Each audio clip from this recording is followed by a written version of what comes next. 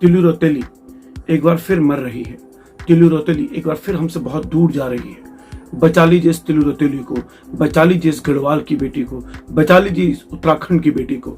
हाय मैं रवि के बिंदास बोल में आपका स्वागत है। तिलू रौतेली, शायद आप लोगों में कई लोगों ने उसका नाम नहीं सुना होगा। आगे बढ़ने से पहले मैं आपको असल तिलू रौतेली का परिचय तो करवाऊंगा, पर मैं उस तिलू रौतेली यानी वसुंधरा नेगी का परिचय करवाने वाला हूं जो आज हार मान रही हैं, निराश हो चुकी हैं और अपने फेसबुक पोस्ट के माध्यम से उन्होंने अपनी निराशा जाहिर की है कि वो हार रही हैं, टूट रही हैं। ये तिलू रौतेली वसुंधरा नेगी, जिसने असल तिलू रौतेली को हमारी उत्तराखंड की नई युवा पीढ़ी के सामने अपने रंगमंच के माध्यम से, अपने नाटक के माध्यम से, अपने लेखन के माध्यम से जीवित रखा है और नई युवा पीढ़ी को असल तिलू रौतेली का परिचय करवा रही हैं। वो तिलू रौतेली जिसने गोरखाओं के छक्के छुड़ा दिए थे। आज ये नई तिलू रौतेली यानी वसुंधरा नेगी हार मान रही हैं। अपनी फेसबुक पोस्ट के माध्यम से वो निराशा जाहिर कर चुकी हैं, अलविदा कह रही हैं, परेशान हो चुकी हैं। हाँ, इसी कारण ये वीडियो मैं आज बना रहा हूँ। इस वीडियो को अंत तक जरूर सुनिएगा। रीटा खाल पौड़ी गढ़वाल की ये वीरांगना वसुंधरा नेगी जो तिलू रौतेली के परिचय को आगे बढ़वा रही हैं, आज वसुंधरा नेगी के परिचय को जानिए और उनकी मदद को आगे आइए। सुनिए इस वीडियो को। तिलू रौतेली एक ऐसा नाम जो उत्तराखंड का गौरव है, जो गढ़वाल का गौरव है। हमारे जो नौयुवा हैं, गढ़वाली युवा लोग, उन्हें शायद तिलू रौतेली के बारे में नहीं पता होगा। दरअसल हम अपनी संस्कृति से अपने बच्चों का परिचय नहीं करवाते। हम अपने बच्चों को कॉन्वेंट स्कूल तो पढ़ाना चाहते हैं, हम उत्तराखंड से पलायन तो करना चाहते हैं, पर हम उत्तराखंड से पलायन करते करते अपनी संस्कृति का भी पलायन कर देते हैं। ये सबसे बड़ी कमी हम गढ़वालियों में है, हम उत्तराखंडियों में है। और तिलू रौतेली के बारे में, जो उत्तराखंड की बेटी है, तिलू रौतेली के नाम से पुरस्कार बांटे जाते हैं, शायद हमारे उत्तराखंड के युवाओं को, युवतियों को ये बात पता ना हो। वो तिलू रौतेली, उसकी कहानी मैं संक्षिप्त रूप में बताने की कोशिश करूंगा। जब गोरखाओं ने गढ़वाल पे हमला कर दिया था, जब सारे के सारे गढ़वाली पुरुष डरे समय थे, तभी गढ़वाल की बेटी पुरुष वेश धर के गोरखाओं पे ऐसी टूटी जैसे माँ चंडी ने राक्षसों का संहार किया था। कहते हैं कि गोरखा इतने डर गए थे, जब भी उसकी आहट होती तो उन्हें वहीं पे हार्ट अटैक हो जाया करता था। लेकिन हुआ ये कि घोड़पाला तल्ला, हमारे ही मेरा पैतृक निवास है, वो उसी गांव के नीचे नयार नदी बहती है। तो उस नदी पर वो अपने मुंह धोने के लिए, नहाने के लिए वहां उतरी थी। तो उसके लंबे बाल देख के गोरखाओं ने दिखा, रही तो लड़की है, और उसके बाद उसे नहाते हुए उसका वहां गला काट दिया था। यानी कि एक निहत्ती बेटी पर चोरी छिपके उन गोरखाओं ने वार करके उसकी वहां पे हत्या कर दी थी। हमारी बेटी शहीद हो गई थी। वो तिलू रौतेली आज फिर मर रही है। किसकी बात कर रहा हूं मैं, जानते हैं? तिलू रौतेली को अपने मंचन से जीवित रखने वाली वसुंधरा नेगी की मैं बात कर रहा हूं। वसुंधरा नेगी आज की तारीख में तिलू रौतेली से कम नहीं है। उसने तिलू रौतेली को अपने नाटक से, अपने लेखन से, अपने रंगमंच के माध्यम से जिंदा रखा है।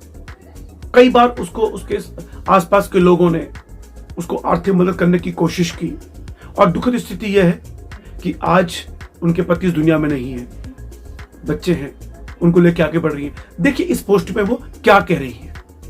वसुंधरा नेगी जी लिखती हैं, अभी तो ये बहुत काम करने थे, लेकिन अभी कुछ ही साल बीते थे, मैंने जैसे तैसे खुद को संभाला। पति के जाने के बाद लोग आए, सांत्वना देकर चले गए।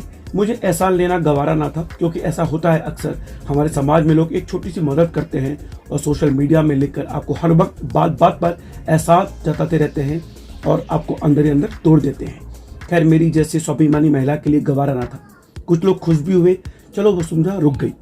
इस बीच बेटा का स्कूल भी छूट गया, कभी गांव तो कभी आश्रम में भटकती रही।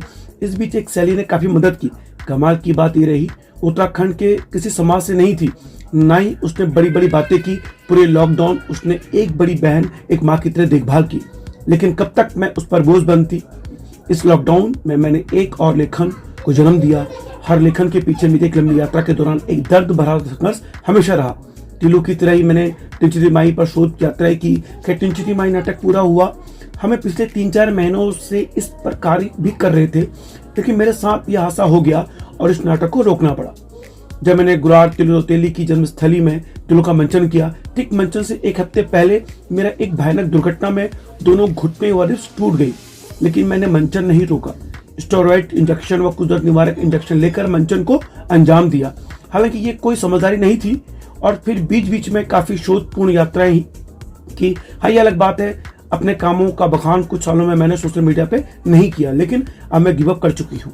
बहुत पीड़ा और दर्द से गुजर रही हूँ कुछ सालों में, 15 सालों की यात्रा नहीं, रेखन, रंगमंच और सामाजिक कार्यों की। लेकिन आपको अपना काम दिखाना और बेचना आना चाहिए। कितना ही हल्का काम करो, बस करते रहो। अगर आप कुछ दिन, कुछ महीने गायब हो जाओ, समाज आपको भूल जाता है और अचानक से आपको मरने के बाद तमाशा बना बना के सोशल मीडिया भर दिया जाता है। सहानुभूति से जीते जी यहाँ समाज आपकी टांग खिंचाई, अफवाहें और कार्यों में रुकावट लाने में कोई कसर नहीं करती। मित्रों, मुझे बहुत अभिमान था स्वयं पर कि मैं कभी हार नहीं मानूंगी, नई लेखन, नई कहानियों के साथ आगे बढ़ती रहूंगी। आपने मुझे मेरे कार्यों से हमेशा सराहा, लेकिन फेसबुक पे चंद मित्रों की वाहवाही से काम नहीं चलता, इससे घर नहीं चलता, रोटी नहीं चलती। मेरा काम आगे नहीं बढ़ पाया, मुझे मार्केटिंग करने नहीं आई, मुझे मेरा काम बेचना नहीं आया। मैं अब रंगमंच लेखन को ही समाप्त कर रही हूँ, अलविदा। मैंने अपने अस्त्र शस्त्र कलम लेखन त्याग दिए हैं, छोड़ दिया है हमेशा के लिए। वसुंधरा नेगी। पिछली पोस्ट में उन्होंने लिखा था, कभी कभी तो ये सब व्यर्थ सा लगता है। आज अस्वस्थ हूँ, गंभीर रूप से। रंगमंच लेखन के दौरान जो विषय वस्तु खोजकर मैंने जो यात्राएं की गांव गांव जाकर, उसने घुटने व कमर तोड़ के रख दी है, क्योंकि हमने आज तक किसी न किसी अन्य किताब की मदद ली, न ही गूगल का सहारा लिया। क्योंकि रंगमंच लेखन एक शोध है, कॉपी पेस्ट नहीं। अगर अभिनय को समझना है तो हमें नाट्य शास्त्र को समझना होगा। भारत मुनि ने नाट्य शास्त्र में बताया, अमूर्त को मूर्त बना के लोगों तक पहुंचाना या नए इंसान को जन्म देने का मतलब अभिनय है। एक और पोस्ट पर लिखती हैं, मुख्यमंत्री से मिलने के लिए क्या करना पड़ता है, वह किससे संपर्क करें। वैसे मैं उन सभी मित्रों, शुभचिंतकों से संपर्क कर चुकी हूँ जो स्वयं को मेरा मित्र व शुभचिंतक बोलते हैं। वो पिछले 5 सालों से मिलवाने की बात कर रहे हैं, लेकिन मुझे अब बहुत देर हो चुकी है।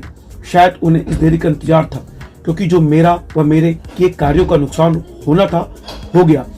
एक सह मिल गया है झूठ को लोगों की बातों से, सच मोहताज नहीं किसी बातों से। सत्य को गले लगाने स्वयं श्री हरि को आना पड़ा और परीक्षा की बात कह के अपने गले लगाना पड़ा। वसुंधरा नेगी। सुना आपने, उनकी ये पीड़ा है कि कई लोगों ने उनको मुख्यमंत्री से मिलाने का लालसा दिए पिछले 5 साल से।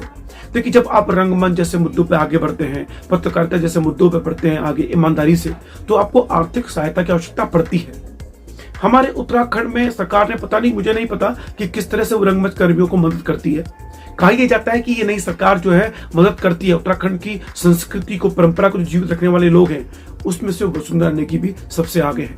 तो मैं जितने भी गढ़वाल वासी हैं, जितने भी उत्तराखंड वासी हैं, जो हमारी परंपराओं से संबंध रखते हैं, जो हमारी परंपराओं, संस्कृति को प्यार करते हैं, वो वसुंधरा नेगी से भी उनको प्यार करना चाहिए। उत्तराखंड की इस बेटी के दर्द से प्यार करना चाहिए। उनके इस दर्द को दूर करने के लिए उन्हें सामने आना होगा, उसकी मदद करने के लिए। जब मैं तिलु रौतेली यानी वसुंधरा नेगी की आर्थिक मदद की बात कर रहा हूँ, तो मैं विशेषतः उनकी आर्थिक मदद की बात नहीं कर रहा हूँ। मैं अपने उत्तराखंड की संस्कृति, परंपरा की मदद की बात कर रहा हूँ। क्योंकि अगर ये तिलु रौतेली वसुंधरा नेगी हिम्मत नहीं हारेगी, आगे बढ़ेगी, जिसके घुटने छलनी हो चुके हैं, जब ये आगे बढ़ेगी तो निश्चित रूप से हमारी उत्तराखंड की संस्कृति, परंपरा भी आगे बढ़ेगी। अपने नाटक, रंगमंच के माध्यम से जन जन को ये जागृति कर रही है कि तिलु रौतेली थी कौन।